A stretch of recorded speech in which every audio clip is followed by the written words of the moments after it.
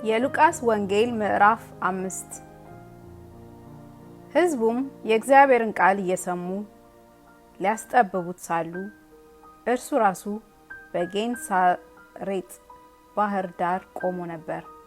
በባህር ዳርም ቆመው የነበሩትን 2 ታንኳዎች አየ። አሳ አጥማጆች ግን ከነርሱ ውስጥ ወጥተው መረቦቻቸውን ያጥቡ ነበር። ከታንኳዎቹም የስምዖን ወደ ነበረች ወደ አንዲቱ ገብቶ ከምድር ጥቂት ፈቀቅ እንዲያደርጋት ለመነው። በታንኳይቱም ተቀምጦ ሕዝቡን ያስተምር ነበር። ነገሩን ከጨረሱ በኋላ ስምዖንን ወደ ጥልቁ ፈቀቅ በል፣ መረቦቻችሁንም ለማጥመድ ጣሉ አለው። ስምዖንም መልሶ አቤቱ ሌሊቱን ሁሉ አድረን ስንደክም ምንም አልያዝንም ነበር፣ ግን በቃልህ መረቦችን እጥላለሁ አለው። ይህንም ባደረጉ ጊዜ እጅግ ብዙ አሳ ያዙ፣ መረቦቻቸውም ተቀደዱ። በሌላ ታንኳም የነበሩትን ጓደኞቻቸውን መጥተው እንዲያግዟቸው ጠቀሱ። መጥተውም 2 ታንኳዎች እስኪሰጥሙ ድረስ ሞሏቸው።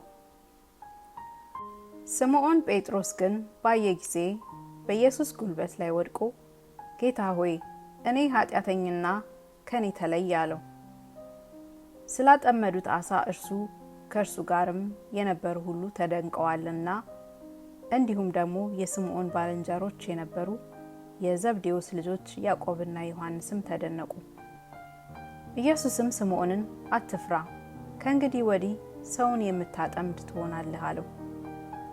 ታንኳዎችንም ወደ ምድር አድርገው ሁሉን ትተው ተከተሉት። ከከተማዎቹም በአንዲቱ ሳለ እነሆ ለምጽ የሞላበት ሰው ነበረ። ኢየሱስንም አይቶ በፊቱ ወደቀና ጌታ ሆይ ብትወድስ ልታነጻኝ ትችላለህን ብሎ ለመነው። እጁንም ዘርግቶ ዳሰሰውና እወድሃለሁ ንጻ አለው። ወዲያውም ለምጹ ለቀቀው። እርሱም ለማንም እንዳይናገር አዘዘው። ነገር ግን ሄደህ ራስህን ለካህን አሳይ፣ ለእነርሱም ምስክር እንዲሆን ይህ መንጻትህ ሙሴ እንዳዘዘ መስዋዕት አቅርብ አለው። ወሬው ግን አብዝቶ ወጣ። ብዙ ሕዝብም ሊሰሙት ከደዌያቸው ሊፈወሱ ይሰበሰቡ ነበር። ነገር ግን እርሱ ወደ ምድረ በዳ ፈቀቅ ብሎ ይጸልይ ነበር። አንድ ቀንም ያስተምር ነበር። ከገሊላና ከይሁዳ መንደሮችም ሁሉ ከኢየሩሳሌም መጥተው የነበሩ ፈሪሳውያን የሕግ መምህራን ይቀመጡ ነበር። እርሱም እንዲፈወስ የጌታ ኃይል ሆነለት። እነሆም አንድ ሽባ በአልጋው ተሸክመው አመጡት። አግብተውም በፊቱ ሊያኖሩት ይሹ ነበር። ስለ ሕዝቡም ብዛት እንዴት አድርገው እንዲያገቡት ሲያቅታቸው ወደ ሰገነቱ ወጡ። የጣራውንም ጡብ አሳልፈው በመካከል በኢየሱስ ፊት ከናልጋው አወረዱት። እምነታቸውንም አይቶ አንተ ሰው ኃጢአትህ ተሰረየችልህ አለው። ጻፎችና ፈሪሳውያን ይህ የሚሳደብ ማን ነው? ከአንዱ ከእግዚአብሔር በቀር ኃጢአት ሊያስተሰርይ ማን ይችላል ብለው ያስቡ ጀመር። ኢየሱስም ሐሳባቸውን አውቆ መልሶ በልባችሁ ምን ታስባላችሁ? ኃጢአትህ ተሰረየችልህ ከማለት ወይስ ተነሳና ሂድ ከማለት ማናቸው ይቀላል?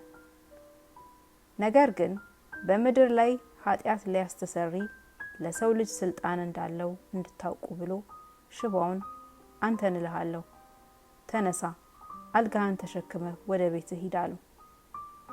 በዚያን ጊዜም በፊታቸው ተነሳ፣ ተኝቶበትም የነበረውን ተሸክሞ እግዚአብሔርን እያመሰገነ ወደ ቤቱ ሄደ።